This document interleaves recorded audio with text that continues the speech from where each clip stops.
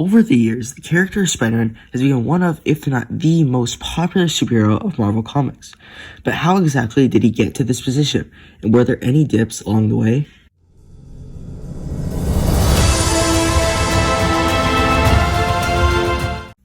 Our journey starts back in the 1960s, where Marvel was trying to find something that would be really eye-catching for people.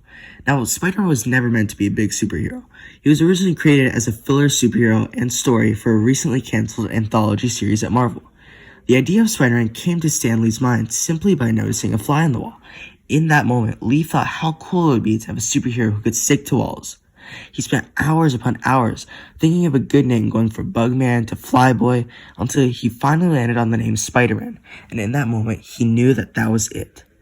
Spider-Man was said to be the first ever teenage superhero, and was someone who had relationship and money issues, all adding to the factors of him being a completely different superhero than the ones that had been made at the time. Martin Goodman, Marvel's publisher at the time, was quite uncertain about the idea of the wall-crawling hero. He even told Lee that it was the worst idea for a superhero. Luckily for Stan, there was a way to put Spider-Man into Marvel. Marvel was releasing its final issue of a canceled anthology series they created, so Lee said, why not put Spider-Man in? And so he did. And officially, Spider-Man made his first debut on the front cover of Amazing Fantasy number 15, and now they just had to wait. A few weeks later, Goodman came running into Stan's office, going on and on about how well the Spider-Man comic ended up doing. In fact, it did so well that in today's time, Amazing Fantasy 15 cost about $3.6 million. Funnily enough, though, Goodman was the one who had disliked the idea of Spider-Man. Now he was all over it and quickly convinced Stan to make a brand new comic series all about the wall crawler. So, they did exactly that. In March of 1963, the Amazing Spider-Man series began introducing a world of characters and villains surrounding Peter Parker's life. After many releases in the series, Spider-Man became so popular that he had occasional interactions and cameos with some of the most famous superheroes of the time, such as Daredevil, the Incredible Hulk, and even the famous Fantastic Four. Spider-Man became an integral part of Marvel Comics, which only sprouted even more comic series such as Peter Parker the Spectacular Spider-Man and Ultimate Spider-Man. Even shows were created about Spider-Man, showcasing many of his popular comic moments show up on screen. When Spider-Man being at his highest success point for the time, it was only a matter of time for him to show up on the big screen. And so they did exactly that. In 2002, the first ever Spider-Man movie released, directed by Sam Raimi and starring Tobey Maguire as the one and only Spider-Man. It also starred Kirsten Dunst as a love interest, playing Mary Jane Watson. Maguire was already 27 years old at the time, which while may seem pretty old to be playing a high schooler, actually worked out quite well. Releasing on May 3rd of 2002, Spider-Man became the third highest grossing movie of 2002, making $821 million. It was the highest grossing superhero movie ever at the time, and it was the sixth highest grossing movie of all time at the time. Due to the success of the first movie, almost everyone had known who Spider-Man was, and due to his likable personality and relatable life, who wouldn't like him? From the years after 2002, Sam Raimi directed two more Spider-Man movies, with Tobey Maguire, both introducing new characters and villains, and both making a lot of money. The grand success of the trilogy spawned the birth of many new animated shows and comic series, as well as toys and video games. But with the Raimi trilogy closing itself out in 2007, who would be next on the big screen? Flash forward to 3 years later, in mid-2010, a new Spider-Man movie series was on its way, being called none other than The Amazing Spider-Man.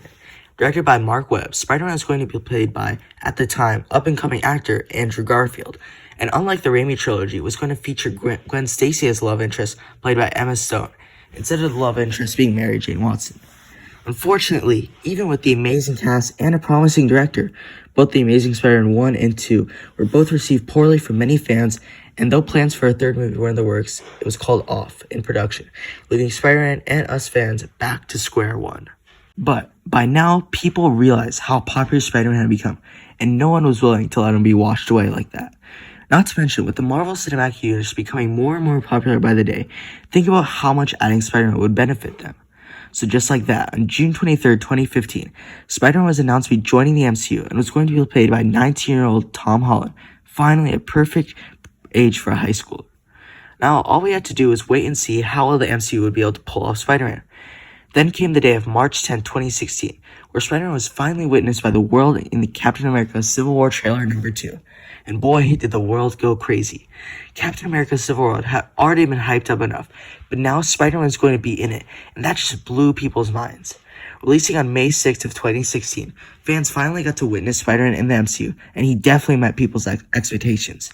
Tom Holland seemed to nail the role of Spider-Man perfectly, and Stan Lee loved Tom Holland not only in the role, but also as a person. Due to his success as Spider-Man, Tom Holland went on to get his own solo Spider-Man film in 2017, leading into Infinity War in 2018, and Endgame and Far From Home in 2019. And, of course, 2020. Yeah, we don't really talk about that year.